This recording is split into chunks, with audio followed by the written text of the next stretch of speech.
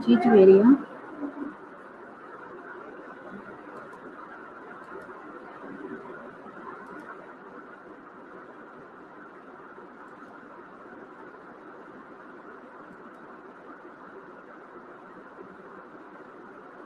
बेटा आप तो अकेले एक ही होंगे ना, एक्चुअली में हम लोग इसलिए लेट हो गए थे,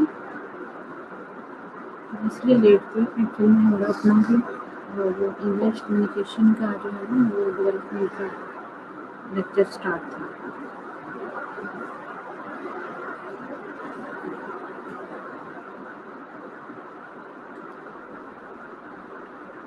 तो जल्दी से सबको या तो कॉल कर लो या फिर हम ये है कि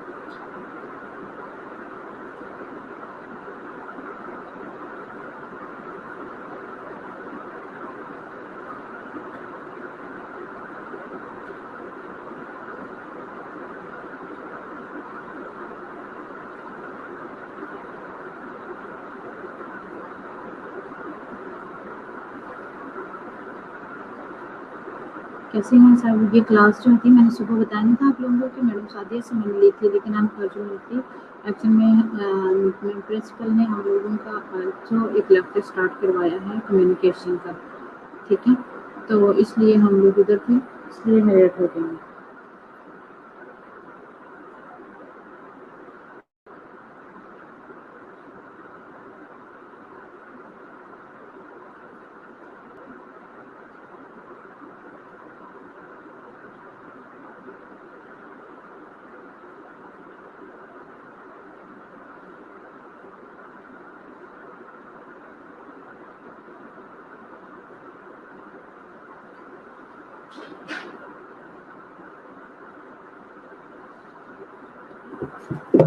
अच्छा, तो 11 people are now alive। आवाज आ रही है मेरी?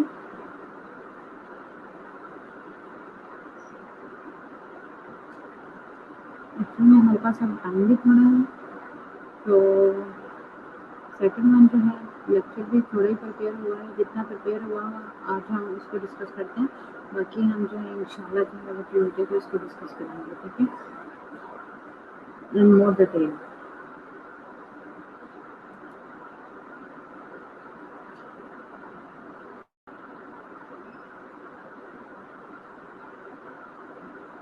ओके, तो ये है care of child requiring long term ventilation. ये हमारा लास्ट टॉपिक है रेस्पिरेटरी सिस्टम का, जो कि मैंने कहा कि ये भी नहीं छूटना चाहिए। इसी तरीके से जो है हम दूसरे यूनिट्स को देखेंगे, जिनमें से कोई एक चीज़ भी मिसिंग होगी उसको हम कंप्लीट करेंगे, राइट।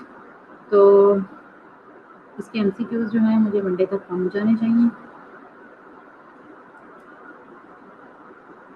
सबसे पहले हम इसके जो है ऑब्जेक्टिव को डिस्कस करेंगे कि इसके अंदर जो हमने डिस्कस करना है वेंटिलेटर के बारे में, उसके अंदर चीज़ें कौन कौन सी हैं जिनको हमने डिस्कस करना है। फर्स्ट ऑफ ऑल है इंसिडेंस ऑफ कंटिन्यूस वेंटिलेशन, ठीक है, goal of mechanical ventilation, classification of different mode of ventilation,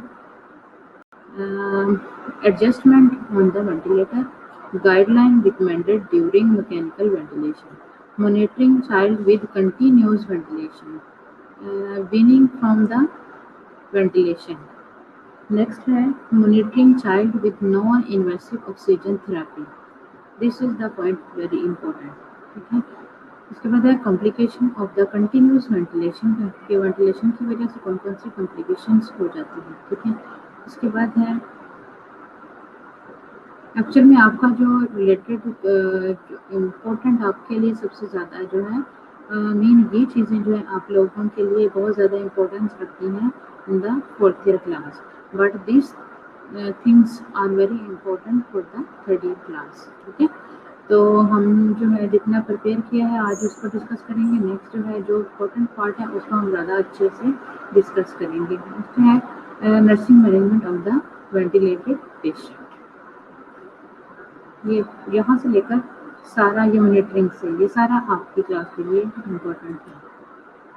अच्छा, इसका इंट्रोडक्शन है। इंट्रोडक्शन में हम देखते हैं children who are long-term ventilated have been found to have a significantly health-related poor quality of life.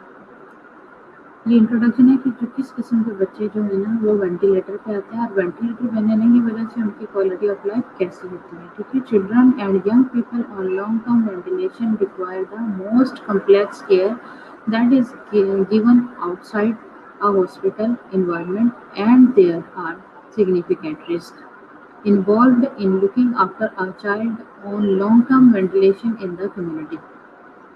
समझ आई इसकी कि चिल्ड्रन या फिर जो बड़े लोग हैं अडल्ट जो हैं वेंटिलेशन जिनको रिक्वायर होती है complex care that is given जिनको बहुत सारी डिजीज होती है उनको वेंटिलेशन रिक्वायर होती है और शायद हॉस्पिटल में रहते हैं इन्वायरमेंट में और उसके बाद जो है वो रिस्क पर होते हैं बहुत सारी उनको है वजूहत का सामना करना पड़ जाता है और उसके बाद भी कम्युनिटी में वो अगर उनको वेंटिलेटर पर देना चाहिए तो लॉन्ग टर्म वेंटिलेटर होंगे वो, ठीक है। उसके बाद है competencies and training needed is also major concern for long-term ventilation. Significant rise in number of children on long-term ventilation. The need for long-term ventilation to discharge home is an average of 7 to 9 months.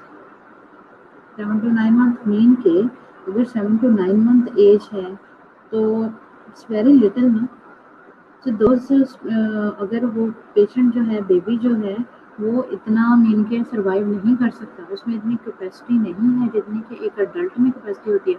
और एक तो वो baby है, ऊपर से वो critical condition में है कि वो बाज़ औक़ात लोग जैसे मॉर्निंग में भी मैंने आपको बताया था कि पेशेंट की जो है अक्सर औक़ात ब्रेन डेथ हो जाती है, बट अक्सर लोग जो है वो कहते हैं कि नहीं हमारे पेशेंट को जो है वेंटिलेटर पे ही रखें, ठीक है।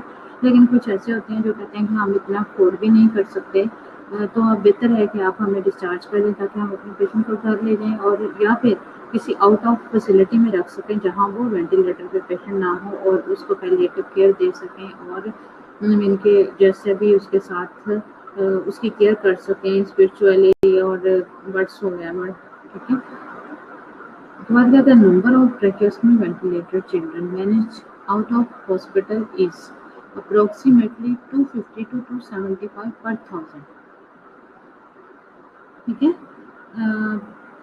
1000 to 1300 children with complex need depend upon non-invasive ventilation under specialist respiratory follow-up. के बाद है currently the financial cost of the hospital for recent onset complex long-term ventilation is high. वही बात आ गई कि अगर वो करंटली जो है फाइनेंशियल कॉस्ट है उसकी हॉस्पिटल की जो है वो बहुत ज़्यादा है तो उसकी वजह से भी उनको जो है एंड रिस्क लेना पड़ता है कि वो रिमूव करवा लें।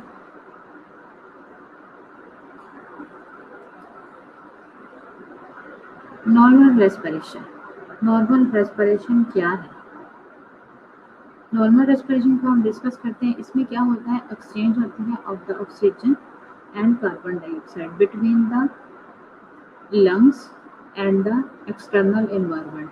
ठीक है, जो हम सांस लेते हैं, जो हम इनहेल करते हैं, वो ऑक्सीजन होती है जो कि हमारे फेफड़ों में जाती है, और वहाँ से जो हमने जो सारा प्रोसेस पढ़ा कि एल्वियोलाई के जरिए जो है वो गैस एक्सचेंज का प्रोसेस होता है। जो हम ऑक्सीजन लेते हैं उनसे जो है ब्लड जो है हमारा प्योर होता है, उसमें ऑक्सीजन शामिल होती है, यही ऑक्सीजन शामिल होती है, और कोई ऐसा कोई सिस्टम नहीं है जिसमें बॉडी के अंदर कोई जो है एयर एंटर होती है। यही है जो हम बाय माउथ बाय नोज जो है हम सांस लेते हैं और ऑक्सीजन हमारे अंदर जाती है, और फिर हम एक्सहेल करते हैं तो उससे कार्बन डाइऑक्साइड आउट होती है मिलके, जो ब्लड से जो ब्लड में कार्बन डाइऑक्साइड वो आउट होती है। और एल्वियोलाई में जो कार्बन डाइऑक्साइड होती है, एल्वियोलाई जो कैपिलरी के अंदर ब्लड मौजूद होता है, जो आर्टरी साया होता है बॉडी स्पीयर vena cava infected vena cava के थ्रू पल्मोनरी आर्टरी सिस्टम में आया होता है, तो वो एल्वियोलाई उनके कैपिलरीज में कार्बन डाइऑक्साइड को खींच लेती है अपनी तरफ और ऑक्सीजन को अंदर दाखिल कर देती है। ठीक है, और वही जो है प्योर ऑक्सीजन ब्लड होता है,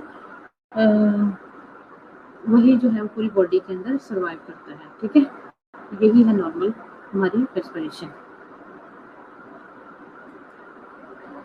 उसके बाद आ गया ये जो है बहुत इम्पोर्टेंट चीज़ें हैं, लेकिन थर्ड ईयर का मुझे भी अंदाज़ा नहीं है इन चीज़ों का कि कभी इसके बारे में मैंने इसी कोई क्वेश्चन देखा नहीं, बट फोर्थ ईयर में ये बहुत इम्पोर्टेंट है।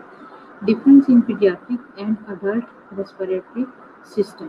ठीक है, ये नहीं है कि ये फोर्थ ईयर में अगर पीडियाट्रिक का कोई जिक्र नहीं आता तो ये उसमें शेप्स देखी जाती हैं। वैसे तो ये हेल्थ असेसमेंट का भी रिलेटेड क्वेश्चन है ये, उसमें जो है कि क्या होता है एनाटॉमिकली अगर देखा जाए तो टंग को अगर हम देखें तो ये पीडियाट्रिक बच्चों में जो है ना ये लार्ज होती है और अडल्ट में जो है ये नॉर्मल होती है। ठीक है, उसके बाद आपकी ग्लूटाइटिस शेप आ गई, ये फ्लोपी होती है, मेकर शेप होती है, और इसमें पॉइंट फ्लैटर होता है। आप लोगों ने ये हेल्थ असेसमेंट में ये पढ़ा था? पढ़ना तो चाहिए था। इसके बाद आ गया ट्रेकिया जो है, ट्रेकिया में जो है ना ये स्मॉलर शॉर्टर होता है और वाइडर लॉन्गर होता है। अडल्ट में डेफिनेट बच्चों में स्मॉल ही होगा। उसके बाद लेरेंक्स शेप जो है ये फनल शेप होती है, और उसके बाद आ गया प्लम शेप होती है उसके अंदर अडल्ट के अंदर। ठीक है, उसके बाद जो है वो लेरेंक्स जो पोजीशन है, लेरेंक्स की पोजीशन कैसी होगी, एंगल्स पोस्टीरियरली हो अवे फ्रॉम ग्लोटाइटस, उसमें स्ट्रेट अप होगा and down at level of the vocal cord. ये हम डिस्कस भी किया था उस वक्त जब हम जो है वो पढ़ रहे थे अपर रेस्पिरेटरी ट्रैक इन्फेक्शन में। ठीक है, उसके बाद आ गया narrowest points, sub glottis region होगा उसमें at level of the vocal cord. उसके बाद आ गया lung volume. Lung volume, this is the important question और points for the MCQs। Lung volume क्या होगा, 250 ml एट बर्थ होगा, जबकि जो है अडल्ट में जो है वो होगा 6000 ml एज बर्थ। ठीक है, जब वो अडल्ट में होगा तो उस वक्त इतना उसका होगा। आगे है देखो पहले ऑनलाइन है कौन कौन, जवेरिया है, नबीला है, मोहम्मद रजा है, मीरब अशरफ है, अफशा है, प्रस्तिश है, रुशा जावेद, अफरसियाब, जवेरिया मजहर, मुनीबा तारिक, मोहम्मद रजा, मीरब अशरफ, रेज फातिमा, महरीन तैयबा, अफरसियाब, मोहम्मद रजा, उर्वा, रुशा शहजादी, दोनों रिंशा हैं, रेज फातिमा है, नबीला रियाज है, अनीज़ा भी है, मीरा अशरफ है,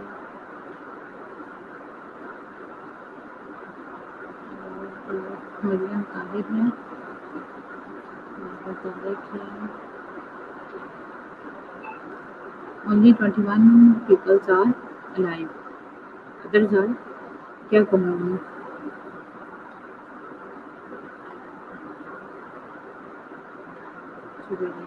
Okay. Then we are going again. Mechanical ventilation. Mechanical ventilation actual में है क्या? ठीक है, इसकी ये डेफिनेशन है। Mechanical ventilation can be defined as the technique through which gas is move toward and from the lungs through an external device connected directly to the patient. यानी कि ये उन्होंने लिखा कि ये एक एक्सटर्नल डिवाइस है जो पेशेंट की मीन के ब्रेथ को, उसकी गैसेस को, उसकी रेस्पिरेशन को मेंटेन करती है, ठीक है, और उसके लंग्स को जिंदा रखती है। उसके बाद आया mechanical ventilation is the medical term for artificial ventilation where mechanical means is used to assist or replace spontaneous breathing। Mean के समटाइम जो है पेशेंट की अपनी जो ब्रेथ है 0.5% होती है, तो हम उसको स्पॉन्टेनियस जो है ब्रेथ पर डालते हैं, यानी कि जो वेंटिलेटर की सेटिंग होती है स्पॉन्टेनियस, उसके ऊपर डालते हैं कि हम पेशेंट की ट्राई करते हैं कि 1 मिनट में वैसे जो है नॉर्मली जितना पेशेंट जो है ब्रेथ कर सकता है, उससे मिलता जुलता हम उसको उसकी स्पॉन्टेनियस जो ब्रेथ को है ना वो सेट कर देते हैं कि 1 मिनट में पेशेंट जो है इतनी ब्रेथ लेगा, ठीक है। लेकिन बात पेशेंट जो है अक्सर औकात मैकेनिकल वेंटिलेशन की वजह से एम्फाइमा का शिकार हो जाते हैं, क्योंकि कुछ लोगों को उसके सेटिंग का नहीं पता होता। वो लोग इस चीज़ को इग्नोर कर देते हैं कि पेशेंट की अपनी ब्रीदिंग भी है, ठीक है, और पेशेंट की अपनी ब्रीदिंग 1 मिनट में मीन के पेशेंट कितनी बार ब्रेथ कर रहा है, ठीक है, वो इस चीज़ को भूल जाते हैं और वो क्या करते हैं, वो वेंटिलेशन की जो स्पॉन्टेनियस सेटिंग होती है ना उसको सेट कर देते हैं। अब वो पेशेंट जो है सिर्फ वेंटिलेटर की ब्रीदिंग की वजह से सफ़र कर रहा होता है, अपनी वो ब्रेथ करने की कोशिश करता है, अपनी ब्रेथ उसकी कंट्रोल हो जाती है, उसकी वेंटिलेटर की जो सेटिंग होती है वो की हुई होती है, उसकी वजह से पेशेंट में ज़ाहिर है अपनी उसकी ब्रेथ बाहर आउट नहीं हो सकती, ठीक है। अगर तो पेशेंट के जैसे मैंने कहा कि एक दफ़ा पेशेंट की ब्रेथ आ रही है, अगर तो इस तरीके से सेटिंग की जाए कि पेशेंट एक ब्रेथ कर रहा है, ठीक है, उसके बाद आप इस तरह उसकी सेटिंग करें कि पेशेंट की ब्रेथ हो, उसके बाद वेंटिलेटर की ब्रेथ हो, ठीक है। लेकिन अक्सर औकात मैंने आईसीयूज़ के अंदर यही कुछ देखा है कि उसकी जो सेटिंग होती है, एक दफ़ा सेटिंग कर दी उसके बाद जाके सो गए। अदरवाइज जो वेंटिलेटर की सेटिंग है ये तो विद द मोमेंट्स चेंज होती है, पेशेंट की कंडीशन को देखा जाता है। हाँ, अगर पेशेंट टोटली अनकॉन्शियस है, पेशेंट जो है कोई न्यूरो सर्जरी हुई है उसकी, पेशेंट अनकॉन्शियस है, पेशेंट की अपनी ब्रेथ नहीं है, तो हम उसको स्पॉन्टेनियस ब्रीदिंग के ऊपर डाल के सो सकते हैं, ठीक है। अदरवाइज अगर पेशेंट थोड़ा बहुत सेमी कॉन्शियस है, उसकी ब्रीदिंग आ रही है, तो you have to be alert all the time, ठीक है, to see whatever patient is breathing and whenever patient is breathing, ठीक है। Otherwise you can lose your patient, otherwise and also you can give another disease to the patient। तो आगे हम देखते हैं, ये मैंने आप लोगों को उसकी सेटिंग के बारे में बता दिया। इंडिकेशंस देखते हैं फॉर मैकेनिकल वेंटिलेशन, यानी कि वो इंडिकेशन जिनकी वजह से पेशेंट जो है वेंटिलेटर के ऊपर हमें डालना पड़ जाता है, कि वो कौन सी वो कुछ डिजीजेज हैं, कुछ कंडीशंस हैं, ठीक है, जिनकी वजह से हमें वेंटिलेटर के ऊपर पेशेंट को डालना पड़ता है। जो लोग लेक्चर को इसको सुन रहे हैं, क्या वो अच्छे तरीके से सुन रहे हैं? क्योंकि बहुत सारी चीज़ें हैं, आई नो कि ये ऑनलाइन है, बट ऑनलाइन भी आप लोग जो है अगर गेट कर रहे हो तो बहुत अच्छी बात है आप लोगों के लिए।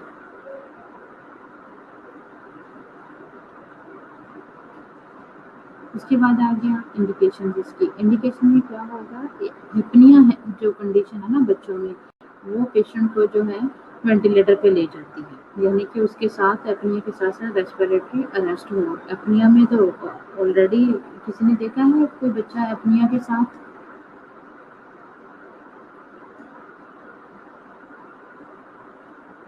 एपनिया जिसमें जो है पेशेंट ब्रेथ को जो है कई दफ़ा स्टॉप कर लेता है और फिर मिन के 1 मिनट उसने स्टॉप किया, उसके बाद इमीडिएटली पेशेंट को अगर आप थोड़ी सी थपकी दोगे या पेशेंट सो रहा होगा तो बच्चे अक्सर औकात नर्सरी के अंदर सोते सोते एपनिया में चले जाते हैं और किसी को पता भी नहीं चलता, और लॉन्ग टाइम एपनिया में रहने की वजह से वैसे ही वो इस दुनिया से चले जाते हैं। ठीक है, तो इसलिए न्यू नेटल बेबी जो है is just like baby is on ventilator, तो उसकी तरह से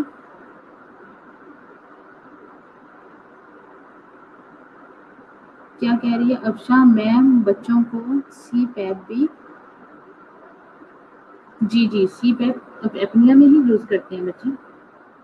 देखा आपने बच्चों को सी पैप यूज करवाते हुए?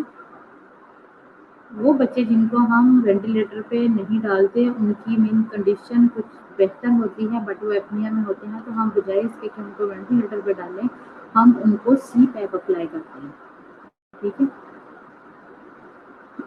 उसकी वजह से बच्चे जो हैं वो कुछ सेफ रहते हैं, क्योंकि अगर हम बच्चे की अपनी ब्रीदिंग है, वही जो मैंने आपको पहले बताया कि बच्चे की अपनी ब्रीदिंग है और हम उसको वेंटिलेटर पे डाल देंगे तो वही सेम हालात होंगे जो मैंने आपको बताया कि उसको बच्चे को जो है अगर कोई बड़े को एम्फाजिमा हो जाए तो वो कैन टॉलरेट, बट बच्चों में जो अगर एम्फाजिमा हो जाए तो बच्चे जो है टॉलरेट नहीं कर सकते इस कंडीशन को।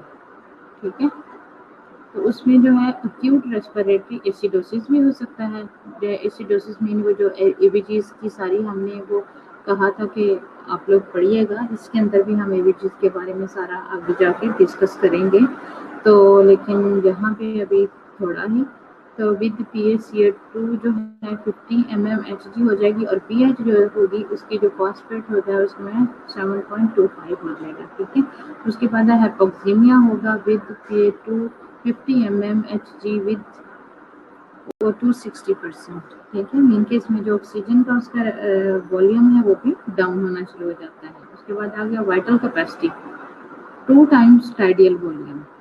टाइडल वॉल्यूम का मैं आपको आगे जाके बताती हूँ, जहाँ लिखा हुआ है ऐसे आपको समझ नहीं आएगी। ठीक है, कि टाइडल वॉल्यूम एक्चुअल में होता क्या है। हो सकता है एक दो बच्चे थे जिनको वेंटिलेटर के बारे में थोड़ा बताया था कि टाइडल वॉल्यूम क्या होता है। हो सकता है टाइडल वॉल्यूम आप लोगों ने पैथो के लेक्चर में भी, इसने लेक्चर अगर अच्छे बंदे ने आपको लेक्चर दिया तो पैथो में भी हो सकता है टाइडल वॉल्यूम के बारे में आपको बताया हो।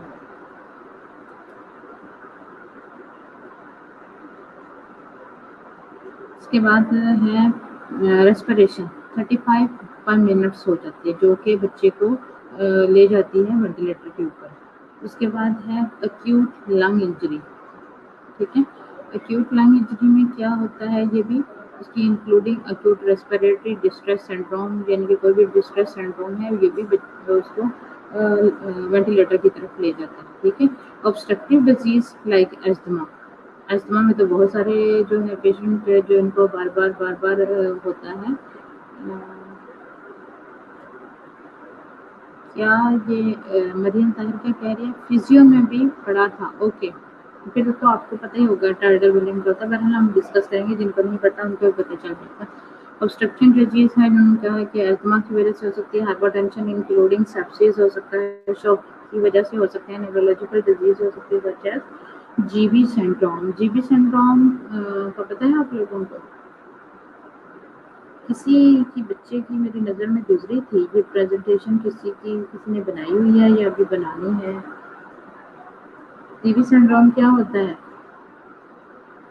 पढ़ा है किसी ने? It's very critical condition when is end stage.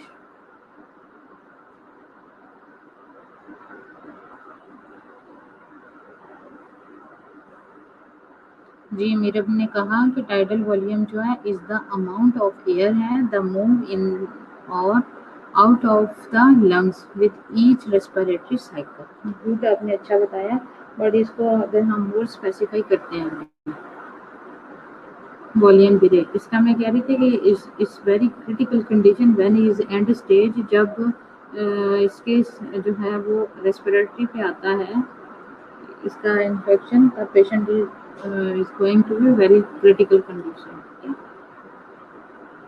इसका जो फंक्शन है, फंक्शन इसका क्या है, फंक्शन है अचीव एंड मेंटेन। ये फंक्शन किसका है, वेंटिलेटर का, कि वेंटिलेटर का बेसिकली फंक्शन क्या है, वेंटिलेटर का काम क्या है और उससे हम काम क्या लेते हैं, उसका काम क्या करना है पेशेंट के साथ, मरीज के साथ, उस क्लाइंट के साथ जो जिसको हम उसके साथ कनेक्ट कर रहे हैं, उसके लिए उसने क्या करना है वेंटिलेटर ने, achieve and maintain adequate pulmonary gas exchange, number 1. Number 2, minimize the risk of lung injury. Number 3, reduce patient work of breathing. Number 4, optimize patient comfort.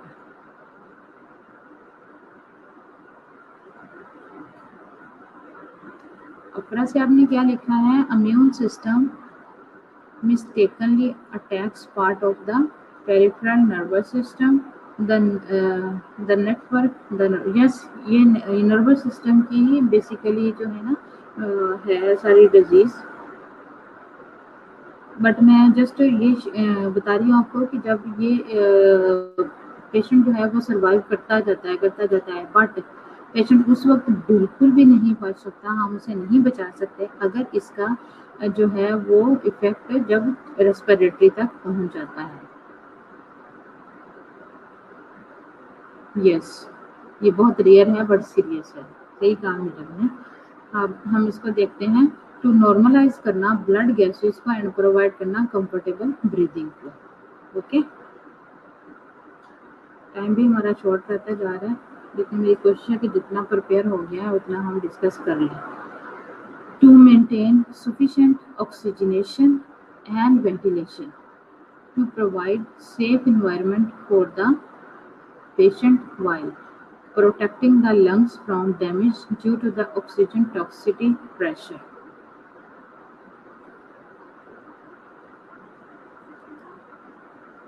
इसके बाद आगे डेफिनेशंस हैं वेंटिलेटर की, यानी कि हम उसकी जो सारी चीज़ें हैं उनको हम कैसे ब्रीफ करेंगे. सबसे पहले आ गया टाइडल वॉल्यूम. ठीक है, टाइडल वॉल्यूम वही हमने कहा जो आप लोगों ने एक्सप्लेन किया, किसी ने मीटर बशरम में आई थिंक किया था कि वो टोटल अमाउंट ऑफ एयर है. तो टाइडल वॉल्यूम को जहन में रखें. एक दफ़ा हमने सांस लिया, इनहेल किया, फिर हमने एक्सहेल किया, तो वो हमारी हुई एक ब्रेथ. ठीक है, तो वॉल्यूम ऑफ ईच ब्रेथ उसको हम कहेंगे टाइडल वॉल्यूम. ये होती है ईच ब्रेथ. ठीक है, इसको हमेशा याद रखना. नंबर आ गया रेट, उसमें आ जाता है ब्रेथ पर मिनट्स.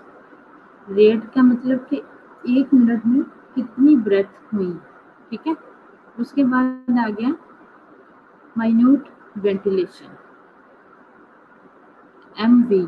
उसमें हम क्या करते हैं, उसमें हम करते हैं टोटल वेंटिलेशन देखते हैं पर मिनट. ठीक है, उसके बाद उसको जो है ना करते हैं उसके साथ टोटल उसको रेट के साथ हम मल्टीप्लाई करते हैं. ठीक है, तो उसमें हमारा निकलता है माइन्यूट वेंटिलेशन. ठीक है, जो रेस्पिरेशन है और ईच ब्रेथ है उनको हम मल्टीप्लाई करते हैं. फ्लो क्या होगा, वॉल्यूम ऑफ द गैस पर टाइम.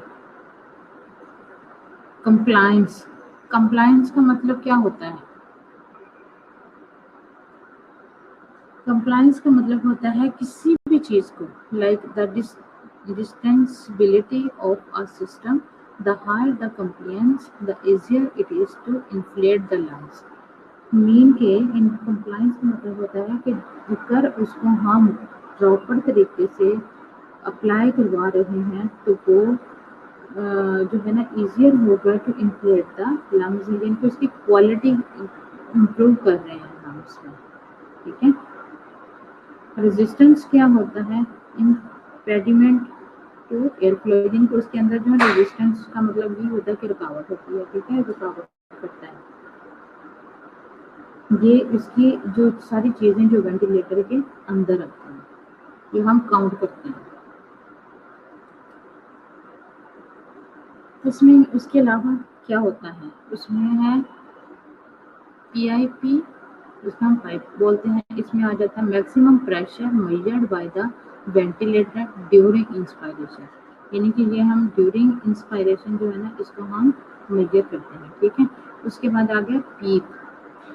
लफ्ज़ होता है पीप. पीप में वो कहते हैं कि मेजर करें जो है प्रेशर प्रेजेंट जो है ना हमारा in the airway at the end of the expiration, यानी कि हम उसको प्रेशर को मेजर करना है जब हमने एक्सेल किया। एक्सेल करने के बाद जो हमारा ये वो एक्सपायरेशन हुई ना हमारी, एक्सेल करने के बाद जो हमारा प्रेशर होगा हम उसको मेजर करते हैं, ठीक है, पीप में।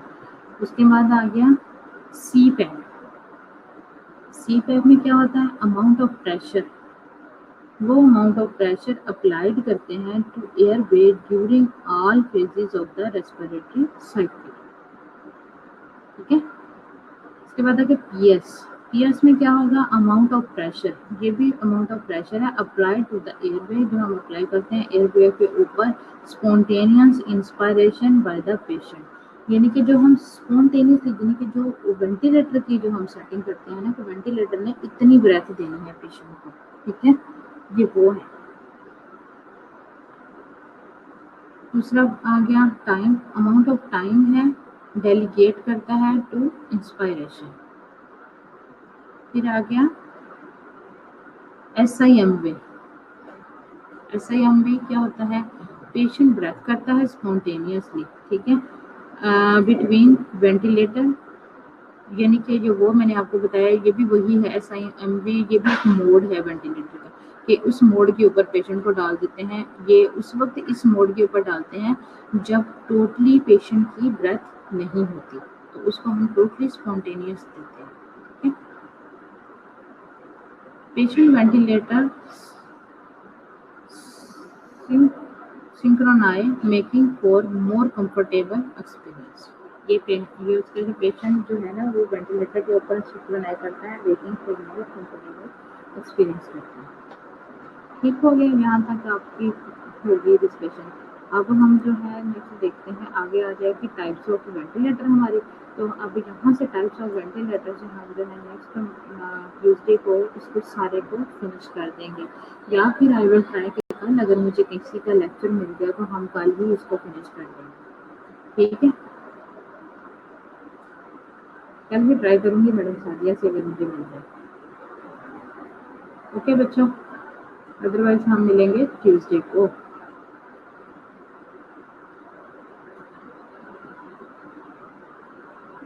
टेक केयर, अपना ख्याल रखिएगा और स्टडी को कंटिन्यू करते रहें, अच्छे से पढ़ें। अल्लाह हाफिज।